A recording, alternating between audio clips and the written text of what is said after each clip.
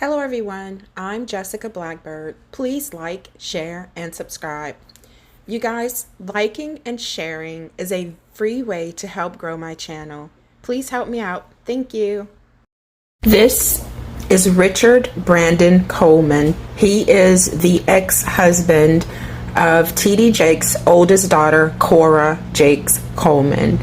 Richard has been arrested on May 4th, 2022 for the continuous molestation and sexual abuse of a child or children. It is being reported by family members that the child that he was abusing is their now 13-year-old adopted daughter, Amari. I will also be talking about their 7-year-old adopted son, Jason. His biological mother has come out after Richard Brandon Coleman's arrest. The biological mother is from Texas, and she has come out and said that she was manipulated into giving up her son to Cora, and she and Cora had been friends since they were 12 or 13 years old. They reconnected when she was pregnant with her fourth child, Jason, and she was going through a recent breakup after a 4-year relationship, and she was homeless and depressed. She also had postpartum depression, and Cora preyed on that, according to her. So I'll talk about both of these situations, and stick with me, okay? According to the Jasmine brand, Bishop T.D. Jakes' eldest daughter, Cora Jakes' estranged husband, arrested for sexual abuse. Shocking details have emerged amid the divorce proceedings between Cora Jakes Coleman and her estranged husband, Richard Brandon Coleman. They call him Brandon, so I didn't even know his first name was Richard until now.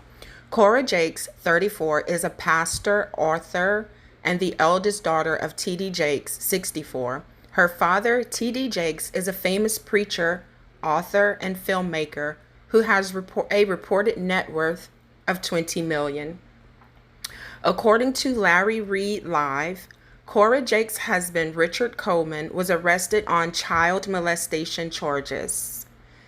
Earlier this year, I think it was in January, Cora announced via social media she was divorcing Richard Coleman, 33, allegedly due to these serious accusations. According to a source close to the family, Richard allegedly inappropriately touched their daughter, Amari, 13.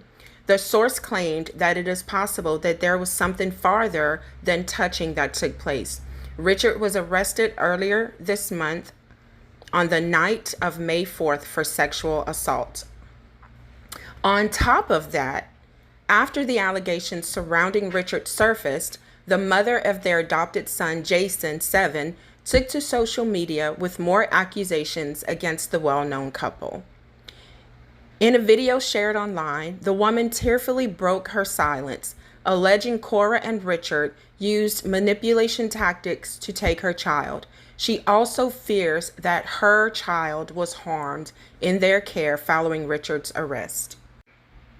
You guys, this is the mother of the little boy, Jason. She's using some, foul language in here. So those of you who are sensitive to that, please skip over this part. I was homeless. I was leaving a 4 or 5 year relationship. I had 3 kids already, and I was pregnant with my 4th born, Jason.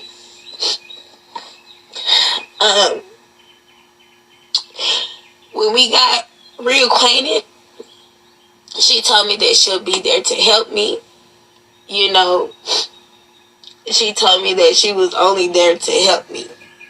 After I had Jason, it was just like I was just set up from the beginning. She was not there to help me. She was actually there to take my child. And she did everything that she could to get what she wanted, her and her husband. From constantly telling me that I didn't have my son for myself, to backing me in a corner in her office at her home when they stayed in Grand Prairie, her and her husband Brandon, and telling me that if I did not give my son to them, that they would take him from me.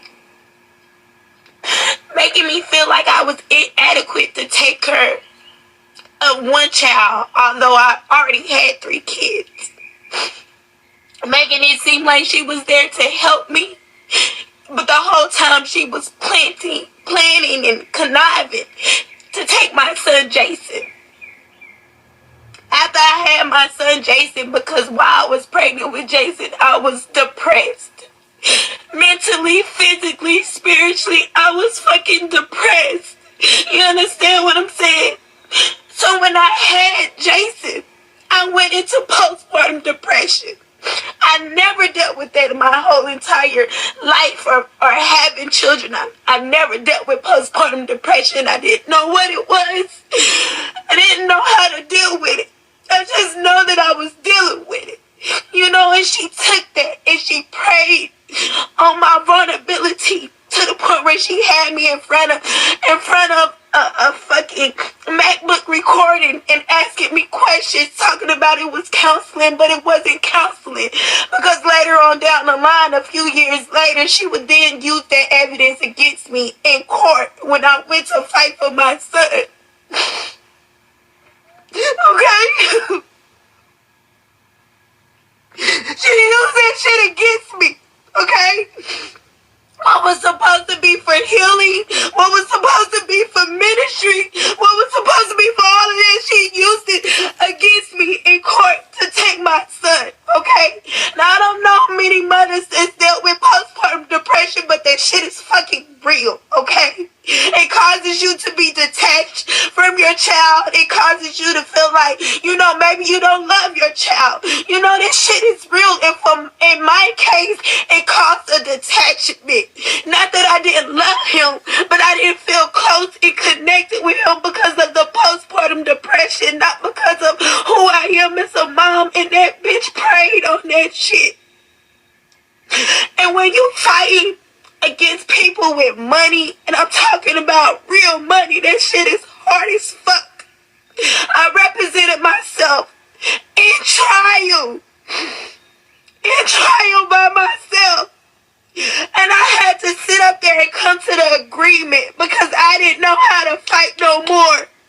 They paid my lawyer off. They paid the judge off. They didn't even want to submit their income documents, her health documents, nothing, to the point where they had even the little minions around them doing the work for them. You know what I'm saying?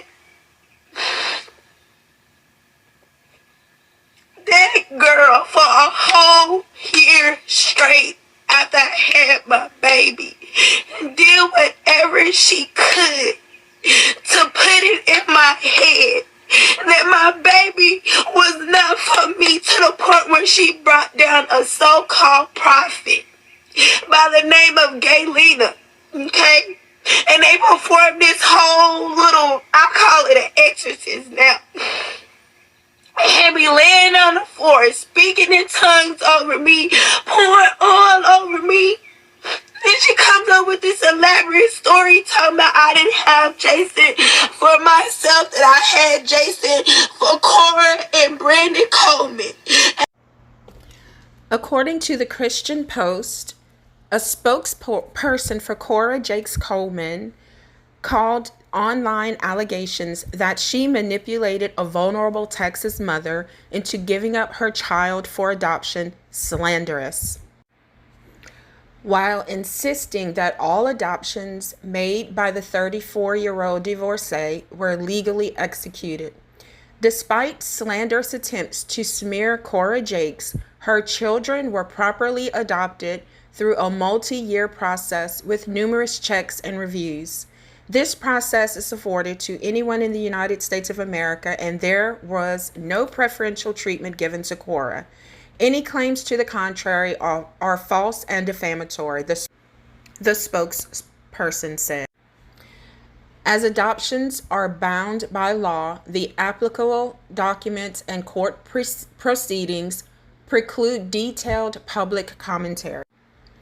The response comes after the recent arrest of Cora Jakes' former husband, rapper Richard Brandon Coleman, 33, also known by his stage name Ski Ventura, for continuous sexual abuse of a young child or children. The Wayne McCollum Detention Center in Waxahachie, Texas, confirmed with the Christian Post on Thursday that Richard Coleman has remained in custody on a $150,000 bond since his arrest on May 4th. Cora Jakes, who announced her divorce in January, got married on June 4th, 2011, and later adopted two children, Amari, 13, and Jason, 7, during her union with her ex-husband as she struggles with infertility. Shortly after her ex-husband's arrest was made public, Michelle Loud, a Texas hairstylist, who identified herself in a tearful video online as Jason's biological mother, she expressed concern for the safety of her son and accused Cora Jakes and her ex-husband of manipulating her into giving up her son while she was in a vulnerable state. She, Cora, played on my vulnerability, Loud alleged. She had me in front of a MacBook recording and asking me questions talking about it was counseling, but it wasn't counseling because later on down the line, a few years later, she would then use that evidence against me in court when I went to fight for my son. So the family told the Jasmine brand that Jason was not identified as the victim in the case against Cora's ex-husband. Since the discovery of the alleged abuse by her ex-husband, Cora Jakes, who directs the children's ministry at the Potter's House of Dallas, where her father leads, has been devastated, along with her extended family, and wasted no time in ensuring the abuse was reported to the authorities. The Jakes family endured a shocking and deeply disturbing event when the ex-husband of Cora Jakes engaged in shameful conduct. After being made aware of the allegations, Cora immediately contacted the authorities. Cora divorced the accused, and the family is attempting to heal at the same time. They are fully cooperating with law enforcement. The family. I think that honestly, knowing each other's differences, it's an honesty thing, and that falls into the communication things that we were talking about earlier. Being able to honestly communicate with honest emotions. That we became successful is being open and being able to accept each other for exactly who we are. Well, Cora, it seems that you did not know exactly who he was. The only thing that I'm going to say, give my personal opinion, my personal thoughts on this is that, because everything is still alleged right now, but Cora Jakes, you should have known that something was wrong with your child. You should have been so in tune with your children that you could tell that something was wrong, something was going on. And obviously, you did not know your husband at all. You did not know that he was a monster. And you married a monster who could do that to children or a child. And if he's capable of doing it to his own daughter, allegedly it was you guys' daughter, he could have been doing it to any other child. So let's see if other children come forward.